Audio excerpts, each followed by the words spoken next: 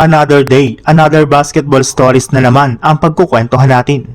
At ngayon nga ay pag-uusapan natin ang balitang gagawa pa rin nga po ng trade ang Sacramento Kings at ang balitang kailangan na nga po talagang kunin ng Los Angeles Lakers si Giannis Antetokounmpo. Inumpisahan na nga po ng Sacramento Kings kahapon ang kanilang move sa trade market ngayong season matapos nga po nalang i-trade ang kanilang mga players na sina Dennis Schroeder at Keon Ellis papunta sa Cleveland Cavaliers. Pero ayon na rin naman nga po sa kalalabas pa lang na balita ng isang NBA insider, hindi pa nga po tapos ang front office ng Sacramento Kings sa paggawa ng trade.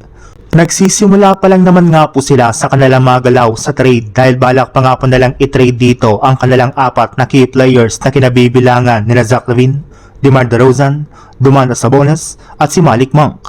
Yes, lahat na nga po ng kanilang mga superstar ay pagsisitanggalin at iti-trade na nga po nila bago ang trade deadline. Marami na rin naman nga pong teams ang interesado sa mga ito, kaya hindi na nga po sila mahihirapan sa pag-trade sa kanilang apat na players sa mga susunod na araw. Desidido na rin naman nga po sila sa pag-rebuild ng kanilang lineup at magpo-focus na lamang nga po sila sa pagkuha ng mga bagong players at draft picks. Sa ibang balita naman, bagamat man nga po nagawa ng Los Angeles Lakers na makalamang sa first half ng kanilang laban kontra sa New York Knicks, ay natalo pa rin nga po sila dito sa score na 122-100 matapos manlamyan na naman ang kanilang performance pagdating ng second half. Sobrang nag-struggle nga po dito ang lahat ng kanilang mga manlalaro pagdating sa kanilang shooting. Bukod rin nga po dyan ay hirap pa rin naman nga po silang depensahan ng Knicks sa ilalim ng basket.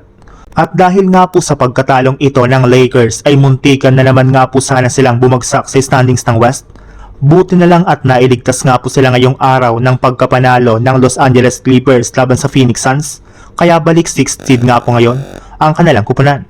Pero sa kabila nga po niyan ay marami na rin naman nga po ang nakapansin na nahihirapan na nga po talaga ang Lakers sa tuwing isang contender ang kanilang kaharap.